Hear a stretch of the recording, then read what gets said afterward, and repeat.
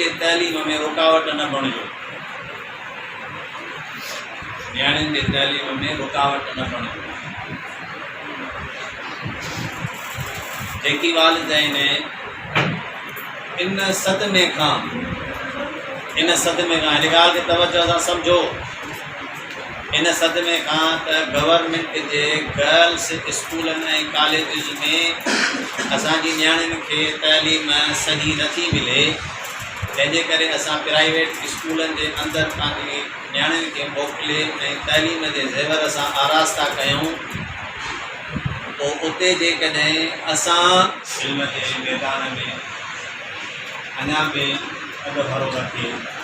ऐं असांखे इहा तौफ़ीक़ बख़्शे स्टूडेंट्स जे लाइ तइलीम जे मैदान में अञा ज़्यादा असां उन्हनि खे वसाइल मुयसर करे सघूं, जीअं उहे ख़ुसूसन जेकी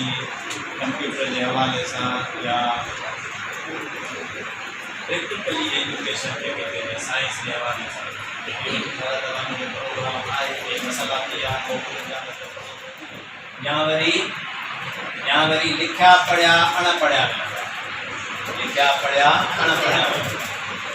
ऐं उहे हिन मजबा में बि मौजूदु आहिनि। यस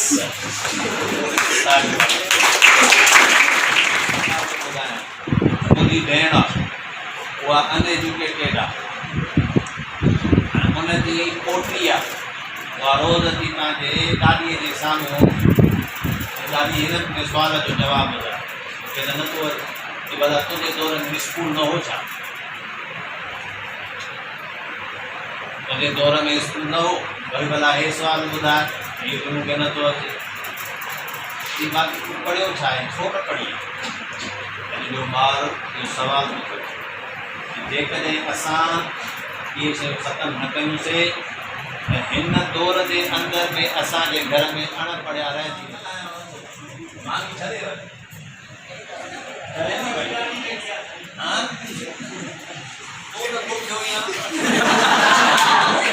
तुंहिंजी बुख कॾहिं कंदुमि, तूं हर शइ में पोखियो आहे, तूं सदाईं घायल आहे इल्म में। चोथों आहे जेका शइ असां तव्हांजे लाइ द मोस्ट इसेंशियल तमामु ज़रूरी उहा आहे असांजी एथिक्स अख़लाक़, ख़ुसूसन उन वक़्त में